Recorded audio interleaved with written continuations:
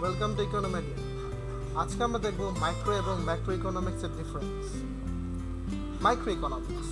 Micro economics মানে হচ্ছে to think small. Small বলতে আমরা বুঝি একটা সিঙ্গেল ইউনিট।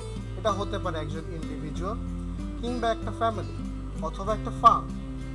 তো আমরা যদি চিন্তা করি মানুষের ইনকাম চেঞ্জ হচ্ছে, মানুষের ইনকাম চেঞ্জের সাথে সাথে আমাদের নিত্য প্রয়োজনীয় দ্রব্যের ডিমান্ডও চেঞ্জ হবে। এই যে চেঞ্জ হওয়াটা, এই যে বিহেভিয়ার অফ ইকোনমিক্স, এটা কি বলে মাইক্রো ইকোনমিক্স। তো মাইক্রো ইকোনমিক্স হচ্ছে to deal with individual activities in the economy.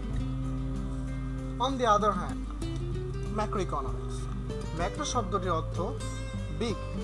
তো ম্যাক্রো ইকোনমিক্স বলতে আমরা বুঝবো টু থিঙ্ক বিগ। বিগ মানে আমরা ইন্টারেস্টেড হচ্ছে ইকোনমি অ্যাজ এ হোল। যেমন একটা দেশের ইকোনমি রিলেটেড হতে পারে to national budget, national income, unemployment কিংবা ইন্টারেস্ট রেটস। এই সব কিছু সব স্টাডি মিলে হচ্ছে ম্যাক্রো ইকোনমিক্স। এখন মাইক্রো এবং ম্যাক্রো ইকোনমিক্স দুটোই রিলেটেড। ফার্স্টে আমরা একজন কনজিউমারের বিহেভিয়ার জানতে হবে। এটা যদি আমরা না বুঝি তবে আমরা একটা দেশের ইকোনমি কীভাবে বুঝবো। তো একজন কনজিউমারের বিহেভিয়ার বুঝতে, দ্যাট ইজ মাইক্রো ইকোনমিক্স বুঝতে হবে, তাহলেই আমরা একটা দেশের economics, that is macro economics বুঝতে পারবো। Thank you for watching the video. For more videos, please subscribe.